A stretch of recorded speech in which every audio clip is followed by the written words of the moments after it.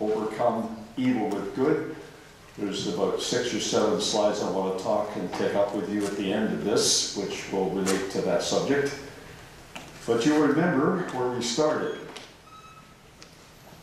And that was the verse that we went through, or the set of verses we went through first, that we are at war, even though we are conscientious objectioners to the idea of going to war to defend our country or the place where we live, but yet we are at war, and the words that the Apostle Paul uses are all the words relating to war. Weapons.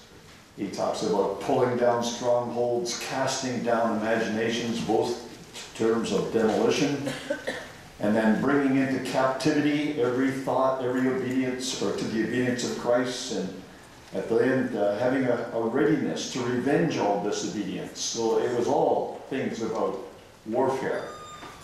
But as you could see, and as we reasoned through these things, it was to deal with the battle we fight in our mind. A battle that we have to win. A battle where we take thoughts and imaginations captive, and we won't let ourselves continue on a line of thinking if it is an offensive one. We went to Genesis 3 and verses 2 to 5 to review what actually happened in Genesis. And the serpent's lie was very important for us to understand that it was a lie. When he said, "You shall not surely die," the understanding that we must take from that is that what he said was wrong, and the only way we can understand that is that the way Adam actually died was what the serpent was denying. So when it was done and that event was over, Adam and Eve were commencing to die. Yes, their eyes were opened, and they would be as the Elohim, knowing good and evil. So the difficulty was that what he said was, or what it said rather, was both true and false. And that's one of the things that I'm sure we've all learned is the most difficult thing to deal with. We mentioned that there was a real problem with first-time experiences. And the problem was that the memories lingered. That when we have these experiences, we can't just erase those things from our mind. And the prophecy in Hebrews chapter 11 takes that up. That if people were mindful of the things they left behind, they might actually have an opportunity to return.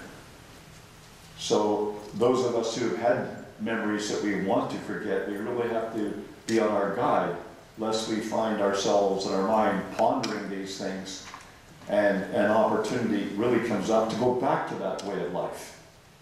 But if we take these ideas and put them aside and dwell on this verse 16, that we desire a better country, and our minds fixed on that, that is the heavenly country, and of course that is the way to deal with these problems that will always be there after a first-time experience.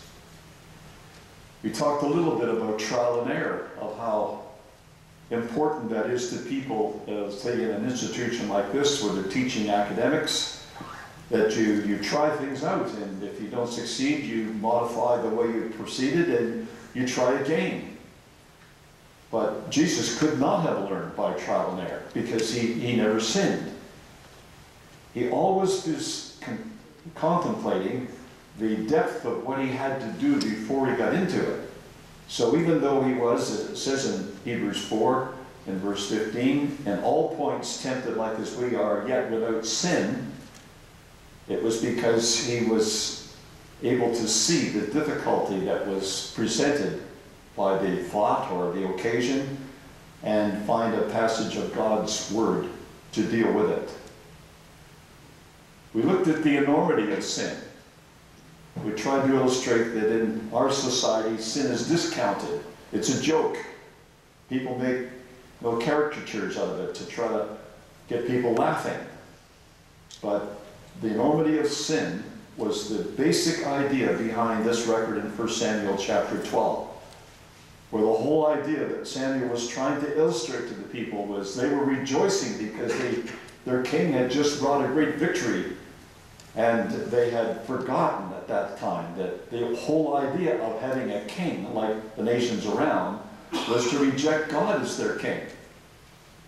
And so he asked God, and God sent thunder and rain at a time when it would not likely ever occur, so that they could perceive that their wickedness was great.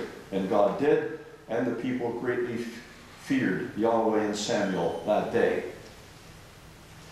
The enormity of sin is always measured by the statement in Romans 5 verse 12 that by one man sin entered into the world, and death by sin. So death passed upon all men, for that all have sinned. And we see in like manner that this is the way it occurs when someone sins. Quite likely people will be influenced by that, either sinning themselves or suffering as a result of it. We have to think of the enormity of sin when we think of these problems that God is talking to us about in His Word. We talked about catering to the flesh, the idea that the way our mind seems to always be inclined is to make provisions for the flesh. In other words, there's a deception in the way our mind works, so that even though we know it's wrong, even though we don't want to do it, yet we proceed to make provision for it, and eventually can be taken captive by it if we don't get out of that mode of thinking. So we're warned about the surrendering to the flesh. We looked at the way God deals with evil, how He claims, as we read in Isaiah 45, in verse 7, I form the light and create darkness. I make peace and create evil. I, Yahweh, do all these things. So why would God create evil? Except that He expects that out of this evil, we will actually come forth the pure, or a better quality of silver, or however we see it, through the examples we looked at. And we see this rooted in things like what happened to Rehoboam, when, having served God in His kingdom, when the kingdoms were separated for about 3 years, then he just allowed things to go back to the way of the flesh, and God brought Pharaoh, or at that time the name associated with him was Shishak. He brought him upon Israel. And yes, they saw what happened, and they humbled themselves. So we read in 2 Chronicles chapter 12 that when Yahweh saw that they humbled themselves, then God says, I will not destroy them, but I will grant them some deliverance, and my wrath won't be poured out upon Jerusalem by the hand of Shishak. And the key words were those that followed in verse 8. Nevertheless, they shall be His servants, that they may know my service. And the essence of God saying that they would know His service, is that they would understand His chastening hand upon them. That they were independent prior to this, but now they were a country that was in servitude to the Egyptians, and of course the service of the kingdoms of the countries. So there was going to be years that they would learn that maybe they had taken the wrong road and shouldn't do that, should turn back to God. I don't know whether, the whole nation ever got to that point, but certainly the kings of Judah from time to time got that message from God. But we see the same idea of chastening applying to the reader of the Scriptures. So in Hebrews chapter 12, verse 9, explaining again what we found clearly in the book of Proverbs, it says, furthermore, for we had fathers of our flesh which corrected us, and we gave them reverence. Shall we not much rather be in subjection unto the Father of spirits and live? For they verily for a few days chastened us after their own pleasure, but He for our profit, that we might be partakers of His holiness. Now that's the key part, certainly, that God doesn't do this after just, the whim and fancy of the parent, who may for certain reasons have standards that He wants in His house for His pleasure, the record says. But God does it for our profit. Like he recognizes that we need some help.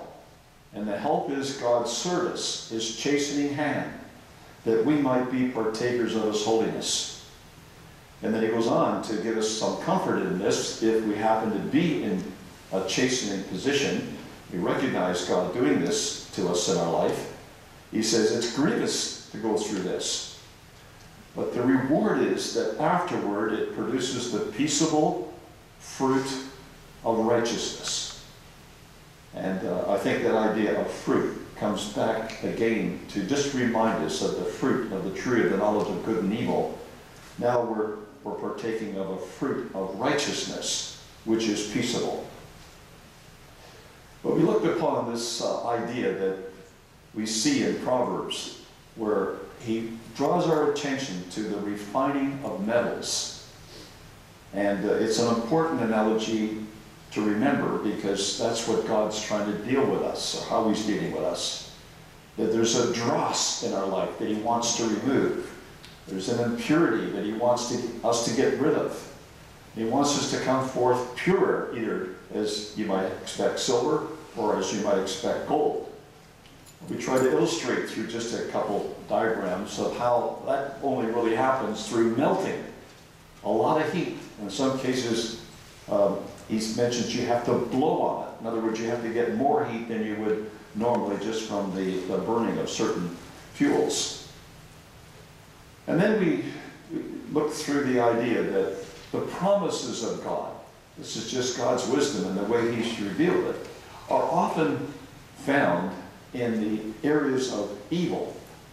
So, for instance, in 1 Corinthians 10, we looked that up and said, wherefore let him that thinketh he standeth take heed lest he fall.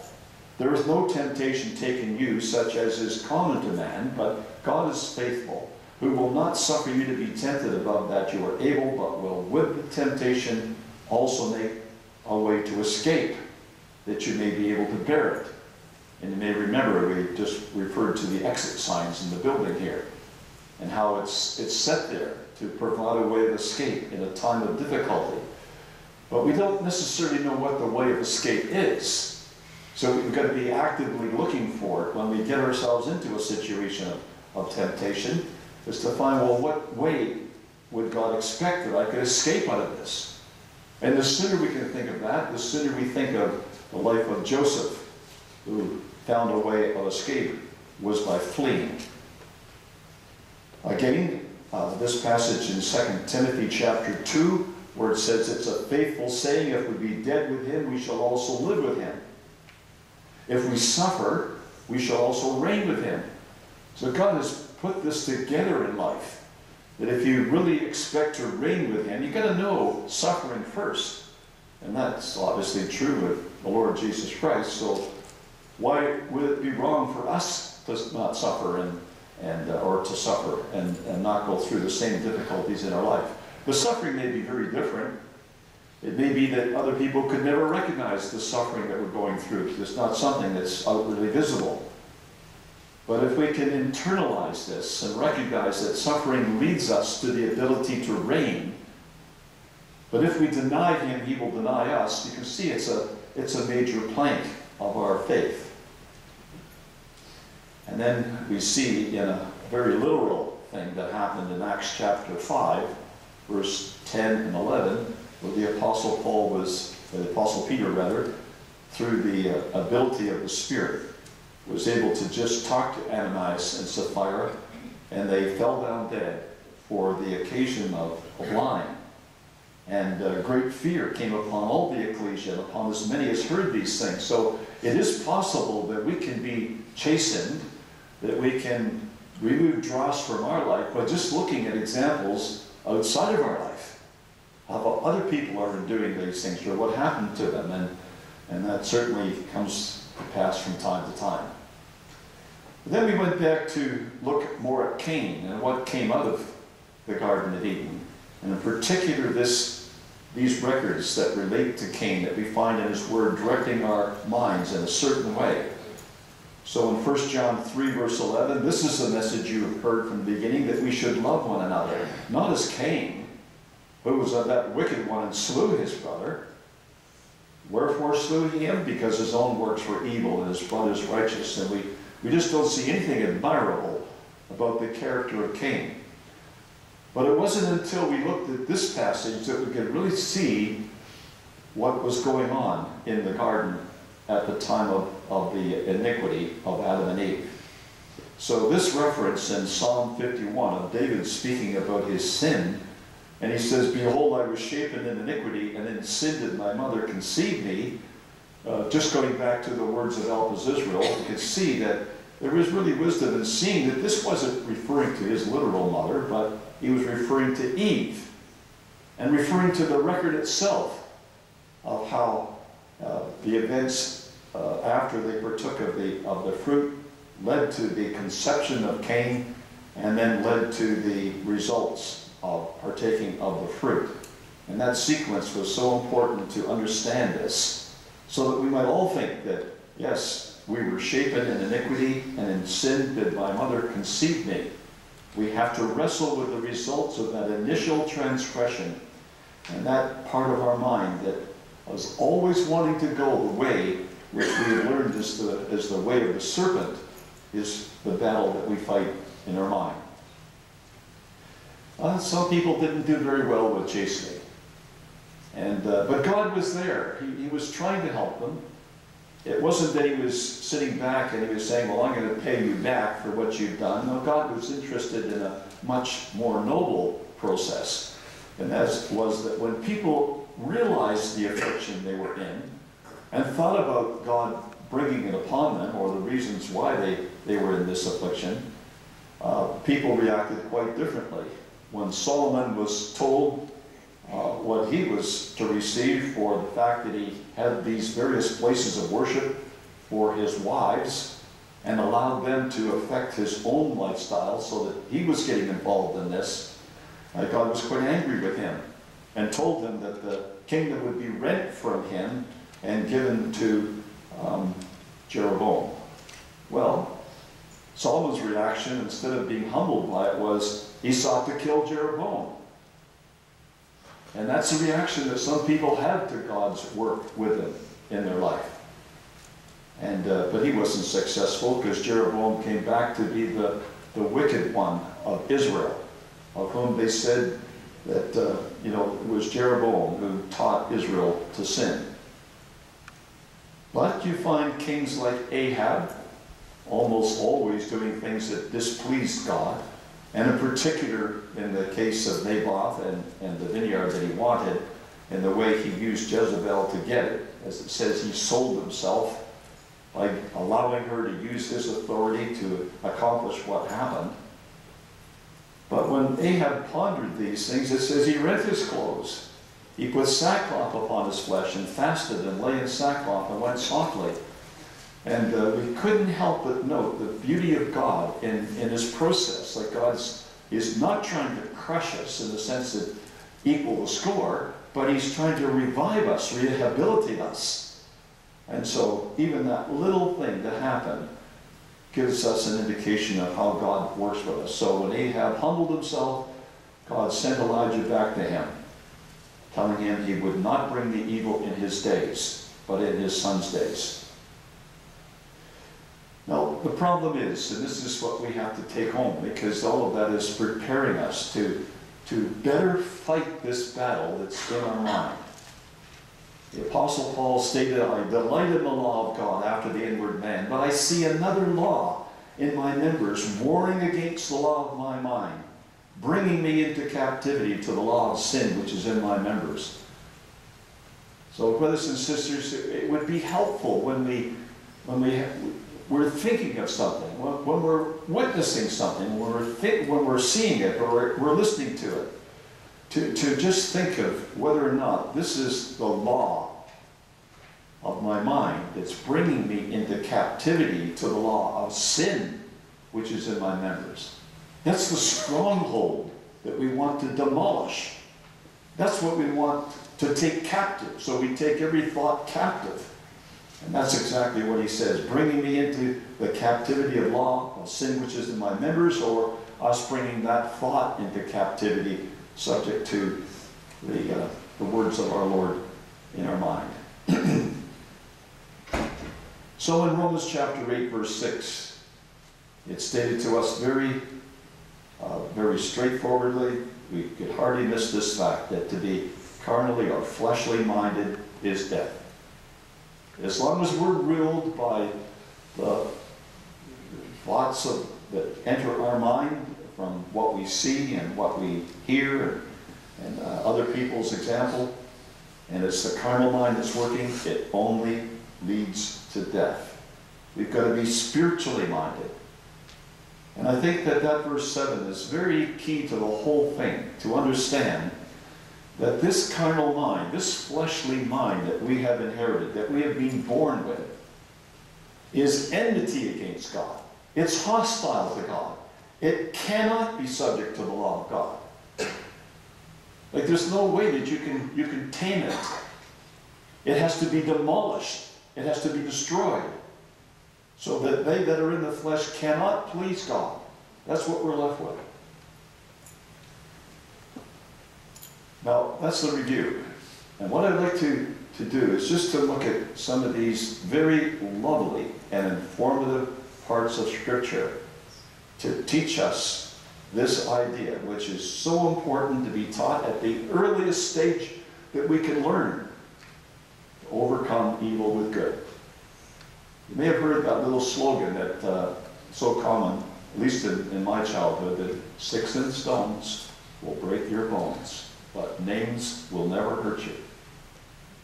And yet as a child, when someone called you a name, it just demolished you. And Mom was trying to tell you, look, you got to understand that because someone called you something or said something you didn't like, that's nothing. Nothing compared with a stick and a stone that could break your bones. But you see, we've been overcome with evil all through our life, even from our childhood. We've let these little things overcome us. And what the Bible says is a philosophy that's excellent. It's to overcome evil with good. And it's very simple, but it's effective. So he says in Proverbs 25, verse 21 and 22, if your enemy be hungry, your enemy, give him bread to eat. He won't expect you will give him bread. If he's thirsty, give him water to drink. He won't expect you to give him water. But in doing that, you will heap coals of fire upon his head, and Yahweh shall reward thee.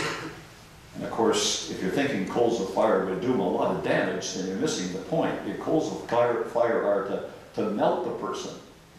And just in case we didn't know that, we see it again coming up in Romans chapter 12, verses 20 and 21. Therefore, if your enemy hunger, feed him. If he thirst, give him drink. Right out of the Proverbs. For in so doing thou shalt heap coals of fire on his head. Then it states, don't be overcome of evil, overcome evil with good. So we teach our children this at the earliest occasion. We try to learn this. Maybe it's a good little passage to have over our desk or over wherever we can see it often, so that we're not allowing ourselves to be overcome of evil. Have you ever been subject to road rage, brothers and sisters? Have you ever gone down the highway and someone's done something to you which is so radical that you just felt rage come over you? I have felt that. I only felt it once in my life, but I'll never forget it. For someone that just would not let me merge when I was merging from another highway, and I'm looking at a guardrail that's coming up, and every time I speed up, he speeds up. Every time I slow down, they slow down. It's almost like they wanted to run you into it. And I couldn't explain it. It was nothing that I was thinking of. It was just what was happening. Just made me feel so angry about this that it took me quite a while to settle down. And of course, you do settle down, but I'm ashamed of myself that I ever felt that angry. I never ever before ever felt that angry. I never have since. So I can understand in my own life how it is that we have to overcome evil. There's nothing I could do driving in a car at 60, 70 miles an hour to be able to help them. But that was really very difficult for me. And I think there are many other examples. Life is full of things like that. We just did this in our readings. I mean, there's two events that illustrate this point. And we may never have seen coals of fire involved here. We may never have seen, you know, the thing laid out to us that this is the lesson, here's the example, but look at it. 1 Samuel chapter 24, it came to pass when David had made an end of speaking these words unto Saul, that Saul said, "Is this thy voice, my son David?" And said Saul lifted up his voice and wept. Well, you see, there's the softening of Saul. He'd come down to kill David. But when David proved to him that given the reverse situation, that Saul was laying there helpless and he could have killed him and he didn't, that was rewarding good for evil, it melted him. And it did it twice. He said to David, "Thou art more righteous than I, for thou hast rewarded me good, whereas I have rewarded thee evil." Well, that's the assurance that God gives us.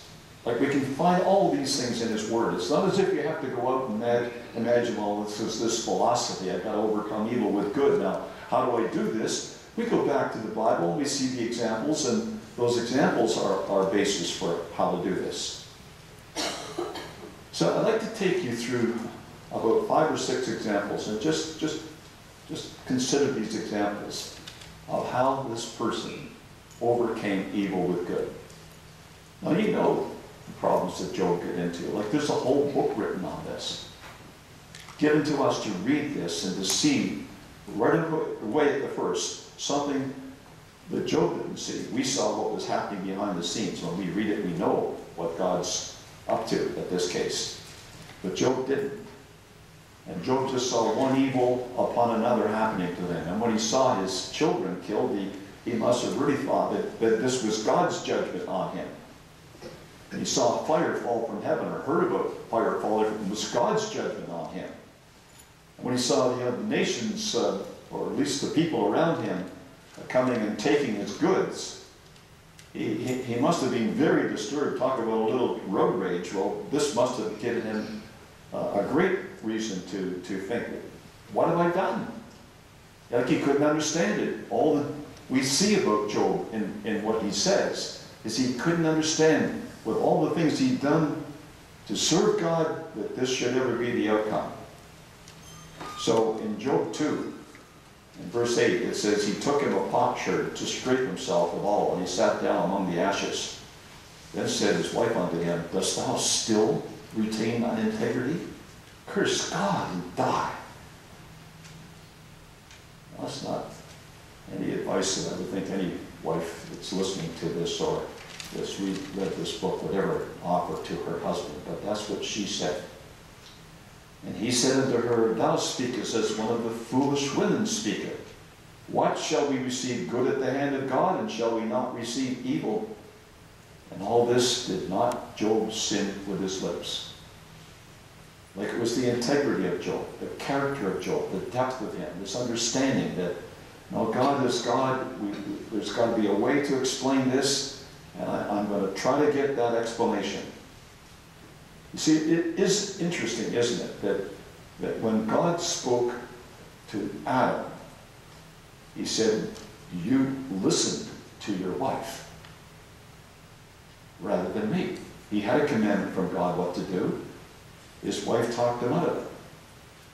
Here is another wife trying to talk Job out of his integrity. And Job says, you speak as one of the foolish women speaketh. You see, he went back to his God. He recognized the character of his God, and he wasn't going to abandon it because he had received evil at the hand of God.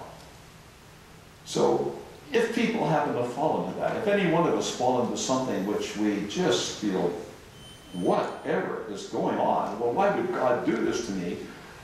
Remember Job's integrity, and don't be too quick to judge Job, or judge God, rather, for what we see has happened.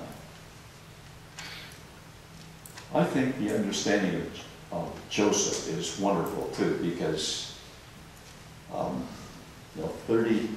20 years went by, at least 20 years went by, and they were separated. And Joseph obviously didn't forget this, and neither did his brother, the way he was treated when he was in the pit and he was pleading with them to let him out. And they wouldn't listen to him. And they wouldn't listen to Reuben. And that envy was so powerful, they were going to get rid of this brother. And then the torture they brought to their dad through the blood that was upon his coat. And it seems to have stayed there for a long time. But it didn't get to Joseph. That evil of being sold by your brothers. You know, being treated like that, and you're not treated any good when you get to this other land. You're put in prison. You're accused of something you didn't do. And he never caved in to the thinking of the flesh. See, that's the standards the Bible sets for us. You overcome evil with good. When you're in a position of evil, you understand that the pressure's on you, and it really feels difficult to explain this because we really didn't think we deserved it, but yet there it is. So he was able to explain to his brother, because they expected that when Dad's dead, Joseph will leave in the score. Joseph was touched by that. I mean, do you think that I would actually do that? Don't you realize, as it says in verse 7 of chapter 45, God sent me before you to preserve a posterity in the earth and to save your lives by a great deliverance. So now it was not you that sent me hither, but God. And he hath made me a father to Pharaoh, and a lord of all his house, and a ruler throughout all the land of Egypt. Now Joseph could have thought about his brothers. He could have said, yeah, but you sold me. But he wouldn't let his mind go that way. He wanted his mind to think it was God that sent me thither. In his mind, he was being saved by letting God rule his mind and not letting it go to the evil side, contemplate what will I do to even the score. That's beautiful to see how a man dealt with evil in his life. You think of Naomi, because quite often when we see this example in Ruth chapter 1, we think of Ruth. But Naomi comes out of this as the beautiful character, I think, because when Ruth said, entreat me not to leave thee, or to return from following after thee, for whither thou goest I will go, whither thou lodgest I will lodge. Thy people shall be my people, thy God my God. Where thou diest will I die, and there will I be buried. Yahweh do so to me, and more also, if aught but death part thee and me. Now Ruth had obviously had some reasons to feel the evil of the situation. She did lose her husband. She must have recognized it's a bit of a losing family I'm with, because, you know, my father-in-law is dead, my brother-in-law is dead, my husband's dead. What good is there associated with this family? But think of Naomi, because she, being a very godly woman, it would appear, thinking about, she left Israel because of the poverty I suppose they were in because of the famine. She went to Moab. She sees her sons marrying Moabites. She loses her husband. She loses both of her sons. And yet, she was able to illustrate a mental attitude so good that Ruth said those words that we just read in verse 16 and 17. So Ruth is aiming it towards her. Whither thou goest, I will go. Where thou lodgest, I will lodge. Thy people shall be my people. Thy God, my God. Where thou diest, will I die. And there will I be buried. She's always wanting to be with Naomi, who really must have been a very good example throughout all the difficulty that she had. You see, if you can put something like that in place in your mind in a time of evil, that even if you have lost loved ones, some people have been crushed by that, could never explain how God didn't answer their prayers, and they've lost a loved one. But she was dwelling on something different altogether, and she must have been able to explain, not just in words to Ruth, but also in her life example, that she believed something that was far stronger. And so we see those two coming back to Israel and the blessing of God upon them. And that's why there's so many examples in the Bible. I think that's why there's so much in the Bible. That God expects us in times of evil to go to the Bible, to find the examples to allow us to overcome evil with good. You think of this one, brothers and sisters, the example of David encouraging himself in God.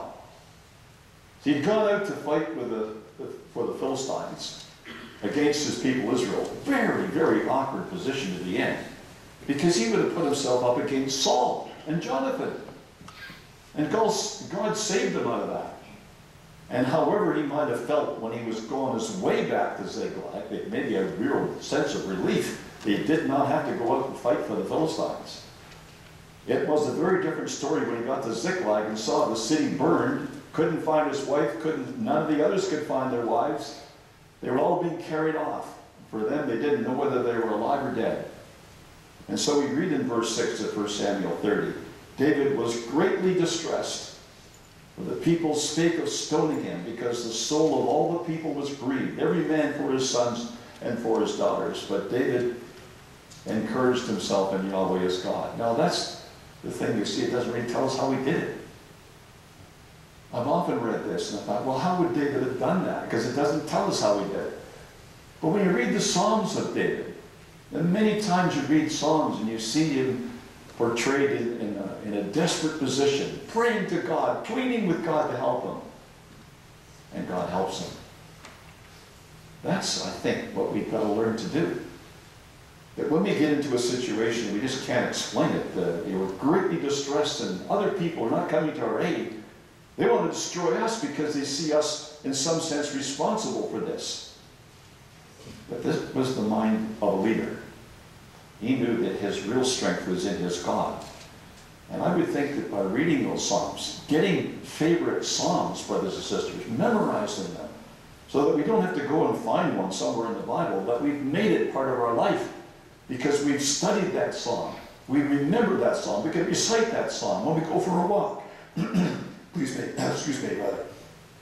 We can think of that Psalm. I think that's a beautiful way to bring things back to memory, is by just going on a walk somewhere and reciting it.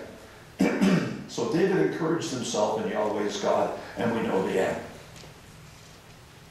I believe that's another excellent example of how to overcome evil with good. You think of Daniel, like he's another character in the same sense. It stands out. He's a young man. He's related to the very highest people in the government and the kingdom, and yet the kingdom's overthrown. He hadn't seen it at the time he went to Babylon, burned out, but he would see it that way, or he would hear of it. Daniel, when he came, wasn't overcome with the evil of having to go all the way to Babylon. He wasn't overcome by the fact that they were the dominant ones and they were trying to show that they were dominant by the way you'd come in if they had to go through the Ishtar gates. And whatever it might have meant to people lined up, I suppose, when captives came in, they certainly wouldn't be heralded as in any sense victors. They would be the captives, and maybe treated like that. That's how people would have mocked them or done something to them. But out of nothing, it seems, Daniel purposed in his heart that he would not defile himself. That to me is like seeing a little flower springing out of a sidewalk, a concrete sidewalk, and you see there's just a little cavity there, and the seeds got in there, and it sprung up, and there's a little flower comes all alone. And it's so beautiful, it reminds us to think of how sometimes in a very sterile environment, something of beauty can come up and blossom and bloom. So Daniel purposed in his heart that he would not defile himself with a portion of the king's meat. The seed in Daniel hadn't died. He might have had to undergo all this evil with others and come into Babylon as a eunuch. He wouldn't have seen much future for himself. But he didn't die when it came to his spiritual life. And he purposed in his heart he would not defile himself. Now when our young people go to the institutions of the world, maybe for the first time, to take a career, and they see all the things of the world, all the big cloth charts and things that flow and tell you that this is another place and that you really now coming to honor their institution and their thinking and their way of life.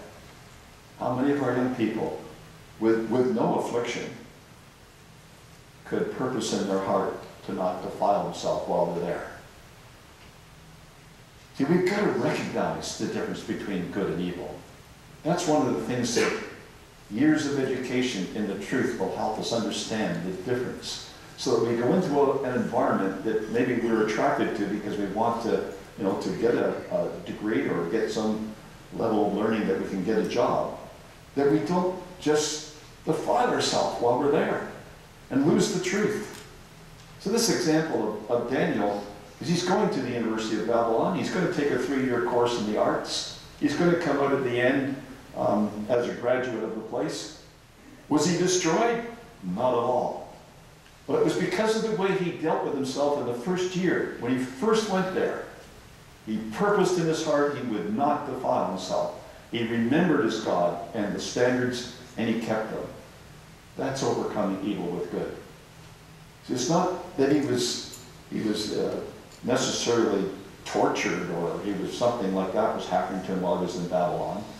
It's just the evil of getting there altogether, being taken from where he was to here and under those circumstances. I think Daniel's a lovely example. But you couldn't find a better one than this. I mean, with all the suffering that anybody suffered in the Bible, no one ever suffered more than this. And it's probably right that that happened, because you can imagine anybody who could say in their heart, nobody suffered as much as I have. Well, I think the Lord Jesus Christ would outrank anybody, because for all the physical things alone he had to endure, there wouldn't be anybody who could match him. But when you come to the mental things, and the fact that before he was beaten, before he was physically abused, there were great drops of sweat like blood flowing from his mind or from his brow, because he had to mentally think. He knew what was going to happen. He had to prepare for himself, and he had to go through it without sinning. So we don't have anybody, nobody that we could appeal to for an example greater than our Lord. And it's important to see passages like Hebrews 12, verses 2 to 4, to see what it says about it. Looking to Jesus, the founder and perfecter of our faith, who for the joy that was set before him endured the cross, despising the shame, and is seated at the right hand of the throne of God. Now that really couldn't have any meaning if Jesus wasn't thinking about those things during the time of his trial, during the time of his torture, and to the time of his death. His mind wasn't in the suffering. It was in the joy. It was thinking about what God had promised him. Well, brothers and sisters, you can see all these things are mindsets that all helps. We've inherited this nature. We see where it came from. We can let it either overrule us, and we can just be led by it to destruction, or we can pull down the strongholds which are still in our mind, bringing those things into captivity so we don't go back to the old ruts that we got into before, the old way of life that caused our mind to go off into things which were offensive to us and certainly to our God. So these characters are strongly set out in the scriptures to help us to see examples of how to overcome evil with good. May it be so, brothers and sisters, before our Lord comes, that we will always follow these examples. Thank you.